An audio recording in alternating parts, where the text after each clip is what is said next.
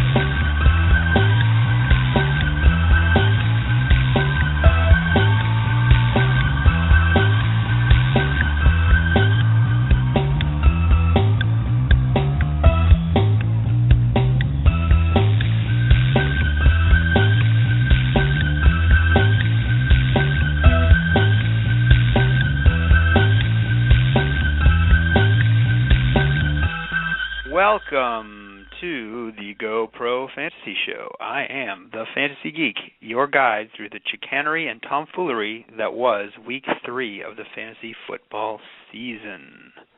Inconceivable! It was quite inconceivable.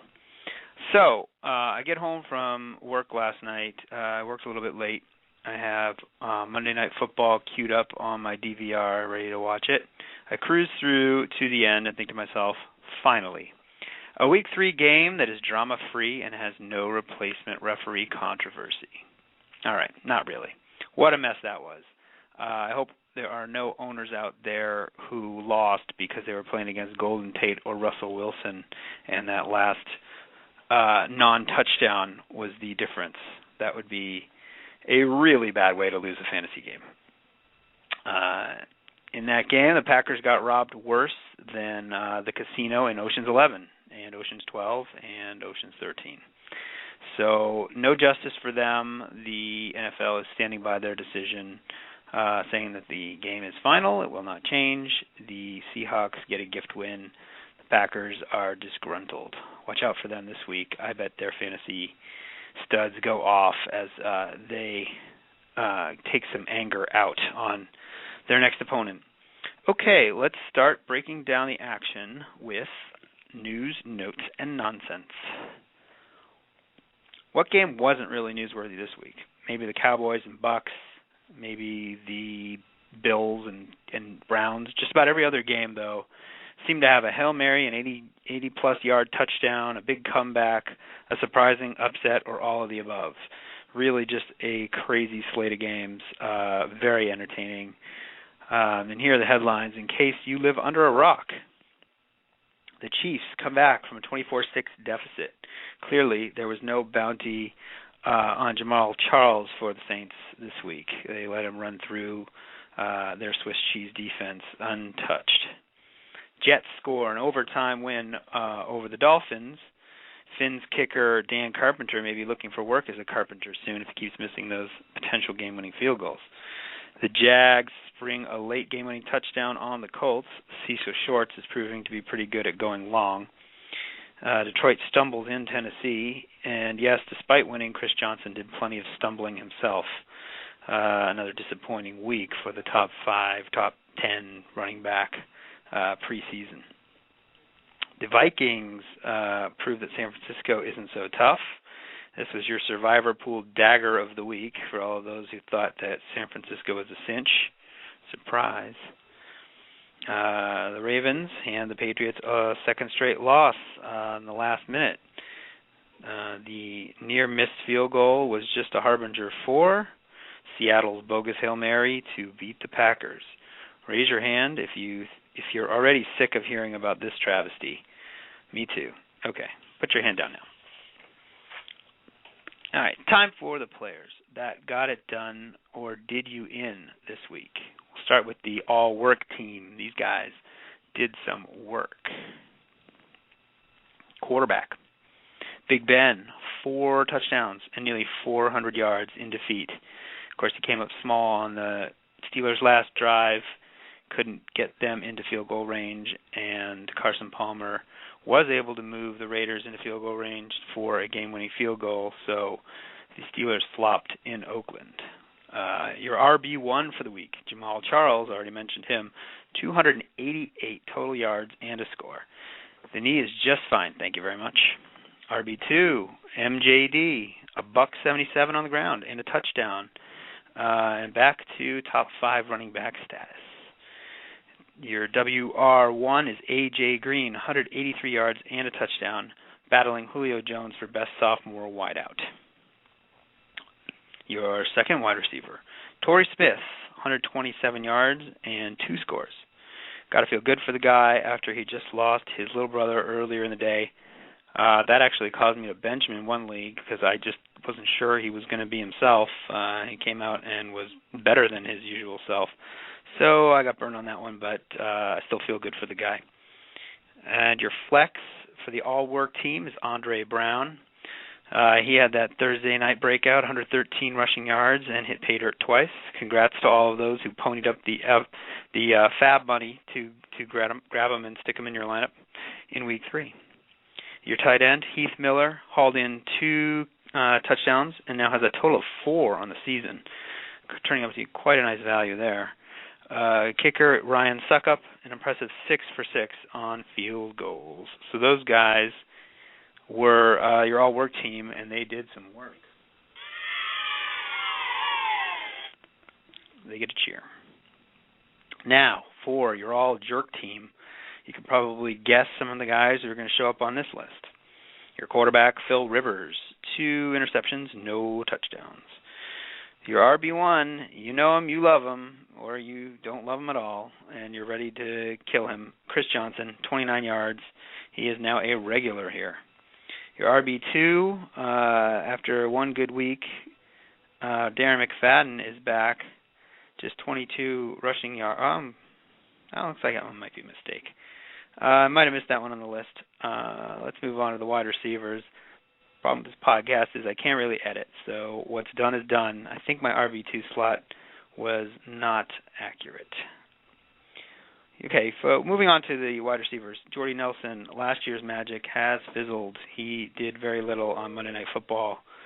Your second wide receiver, Vincent Jackson, Josh Freeman, is just awful. So Vincent Jackson is not going to have as many big games as you would think. Josh Freeman should have a big arm, should put up some stats, but, I've just completely lost faith in the guy. Your flex is a wide receiver, Demaryius Thomas, 34 yards and a fumble. That's not going to do anybody any good. And your tight end, Antonio Gates, you heard me rant about him last week. The pain continues here, 22 yards, and I'm glad I picked up Martellus Bennett. It wasn't smart enough to play Bennett, but going forward, I at least have an insurance policy for Gates, who has been nothing short of a giant disappointment this year. And the kicker who you wish you didn't play was Matt Bryant. Only 3 points in an easy win for the Falcons. So not really helping you out much there. Those are your jerks. Well, the jerk store called, and they're running out of you. Inked and axed. Here's a peek at the Geek's free agent wish list. For more, go to the-PFFL.com to check out the Waiver Wire Watch column by Tier 1 owners Colin Mills and Joe Mayline. They do a nice job of peppering in some humor in with their favorite pickups of the week. And Josh Martin's got a Waiver Wire podcast of his own featuring his top pickups. So go to the-PFFL.com for all of that good stuff. On my list, I'm going a little bit deeper. I kind of don't mention the obvious ones. I think most of the guys who are usually at the top of the lists that you see are owned, but I doubt many people in the PFFL in like 12-team leagues have Christian Ponderscum, who is quietly emerging as a fantasy option, 3 touchdowns against the 49ers. Another quarterback option for you. This is of the 1-week variety. Sean King of the Hill. He could be a sneaky 1-week play if he starts, if Matt Stafford is out. More on him in a moment. Running back, Bilal Kung Powell. This just in, Sean Green stinks. So Powell may eventually start sneaking some of those carries. He can't be as bad as Sean Green. Jaquiz Show Rogers. Michael Turner is no longer the burner, and Rogers is probably going to get a little more work as the year goes on. Wide receivers, St. Louis Ramses Barden. Welker. Hakeem Nicks was out, and Barden had the opportunity to step up, and he had a huge game on Thursday night. Was wide open regularly against that Carolina defense, or lack thereof. And then finally we have in wide receivers, Leonard put some stank on it, Hankerson, who has quote-unquote won the starting job in Washington, because you just never know with Shanahan. And then tight end just got one for you this week. There aren't a lot of solid pickups, assuming most people already own Rudolph in Minnesota. Craig Stevens caught 5 passes for 63 yards and could draw a start if Jared Cook's shoulder is slow to heal. So in order to make room on your roster for those guys, here are a few guys that you should have no problem getting rid of. The aforementioned Josh Freeman. Set him free on your waiver wire. Daryl Richardson. That was fun while it lasted. Didn't really follow up his breakout game with very much. And, if he's at the end of your bench and you need an injury replacement or someone to fill in for the buys that are starting this week, feel free to dump him. Greg Little is doing very little, so he might get demoted. Might want to dump him. He drops passes like he's catching rocks. Kobe Fleener, he's flailing and has a bye this week, so feel free to say adios to Kobe. All right, on to bumps, bruises, strains, and sprains. These are the injured guys. This list is starting to get a little bit long, a lot of running backs. Matt Stafford, though, heads up the list with a strained hamstring that he injured late in the game. His status is up in the air for Week 4. You're definitely going to want to pay attention to the news blurbs on him. C.J. Spiller hurt his shoulder, could miss a game or two. Fred Jackson may be returning this week against the Patriots. I think he probably will, but not sure exactly how much run he'll get. Tashard Choice is an interesting possibility this week. We'll have to see what happens on the practice field. Reggie Bush left with a knee, but he still could play in Week 4. I'm kind of not sure which Dolphins got to grab, Daniel Thomas or Lamar. What's his name? I don't even remember his name. But those guys, they'll be dicing it up, splitting those carries if Bush happens to be out, so you're not going to get a lot of production anyway. Peyton Hillis, it's tough to run in a walking boot. He's day-to-day, hasn't done a whole lot this season anyway, and shouldn't be anywhere near your starting lineup. Beanie Wells, he's never well enough to do well, so, he's almost cuttable at this point, but I might hang on to him for another week or two. We see how Ryan Williams does. He needs to stop fumbling, but he did actually gain some positive yardage this week for the first time. All right, Willis McGahee, sore ribs, should play. Not too much concern there as far as I'm concerned. All right, let's change directions and jump into this week in the PFFL, Tier 1, Week 3. Leading all scorers was Insanity Escape with 105 points, and they were matched up against Jurassic Pork, who put up a measly 60. That's your blowout of the week. Everybody but Doug Martin and Brandon Pettigrew came strong for Insanity. Meanwhile, the Pork got fried by the disastrous Rivers to Gates connection, which did next to nothing. Confused Octopi, 98. Mr. Miyagi's Dojo, 90. This was this week's shootout, and it went to the Octopi, who got 31 points from Big Ben and 24 from Andre Brown. Still, Miyagi had a shot with Marshawn heading into Monday Night Football. They were hoping to dine on some Octopi sushi, but it didn't happen. Lynch couldn't break off any runs for a double-digit yardage and stayed veggie on this evenings in the Monday Night Football game. All right, Daewoo Lanos, 97, bouncing back against the Renton Rain Dogs. The Rain Dogs were bidding for Smack Tracker Honors of the Week, but once again, Rentonites such as Kevin Smith, Randall Cobb, and Scott Chandler failed to back up the big talk. Instead, RG3, Run DMC, and AJ Green did some major damage to give the Rain Dogs a severe limp. Seattle C. Hanks, 92, illegal touching, 63. The team everyone loves to hate was at it again this week. The Seahanks actually made some lineup adjustments, shrewdly sticking Andrew Hawkins into their lineup to complement Calvin and Arian. Illegal touching wasn't even within arm's length of this one. No player on their roster topped a dozen points. Tier 1 imports, 77. Team Kizzle, 60. Uh-oh. Guess who left Jamal Charles on the bench? Team Kizzle. Lesson 1, don't bench anyone playing against the Saints defense. Ever. Lesson 2, Ben Tate is going to be inconsistent, so expect some ups and downs. The imports avoided contact with another sneaky win thanks to Mike Wallace and Dan Bailey, who had 10 points. Not bad for a PFFL kicker. Teddy KGB, 66. Germaniacs, 55. Teddy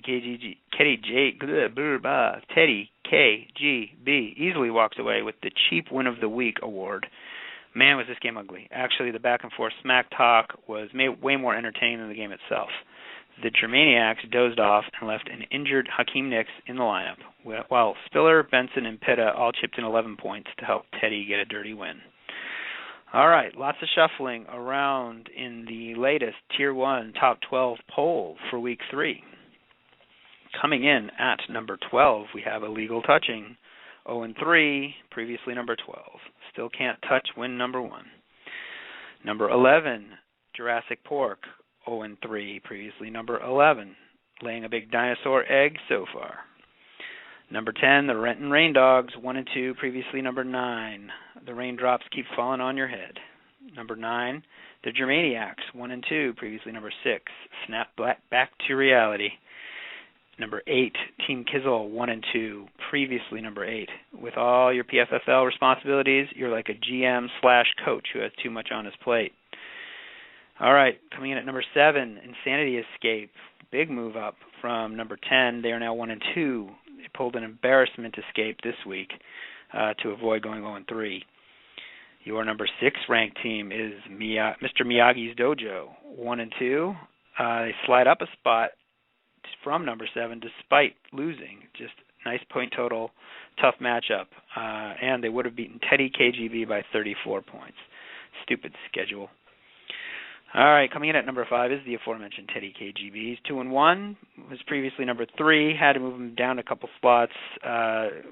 Yeah, you won, but you scored 66 points. That is just not worthy of maintaining a top 3 spot in the league at this time. It's basically like taking down a huge pot in poker with a pair of 6s. Your number 4 team is the Tier 1 Imports, 3-0.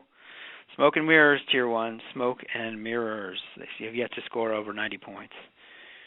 Your number 3 team is the Confused Octopi. Quietly 3-0. Seems pretty clear to me. You are good.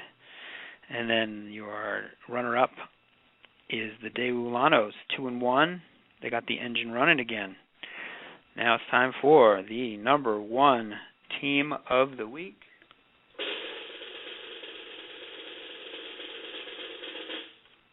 You guessed it, the Seattle Seahanks, 3-0. They keep their number 1 ranking, and the commish can't be pleased. All right, let's quickly knock out the 2-minute drill. Things I noticed while watching the games. If you have DirecTV, I highly recommend watching the end of all of this week's Barn Burners on their 30-minute shortcuts. I've never seen so many games come down to the wire. Highlights just can't do it justice. If you're looking for some advice in your pick'em pool, I post my weekly picks against the spread over at my website, thefantasygeek.com. For the record, I went 10-6 in week 3, and am 4, 5, 6 games over 500, doing pretty well so far this year. All right. Final note here. I can just picture the striking referees all watching the primetime games together, your Sunday Night Football, your Monday Night Football. They're drinking some beers, sitting in a circle. I like to think that they're playing a drinking game. Every time there's a bad call, drink. That would make for some very sloppy times, and designated drivers needed, no question about it. All right, time for one last segment. That means it's time for the Geeks Bitchin' Corner. All right, I admit it. I am a Kevin Smith fan. He lured me in with a couple of huge games last season. Now I own him in a couple of leagues. Frankly, I'm upset that he has been rudely dragged down the Detroit depth chart. Sure, Mikel LeSure did well in his debut, but I'm convinced that Smith could have had 100 yards as well. The dude averaged 4.7 yards a carry in week 1. Then he has to face a tough 49ers defense in San Francisco. His average about 3 yards a carry in that game. Not pretty, I know, but now he gets benched. He would have tore it up against Tennessee.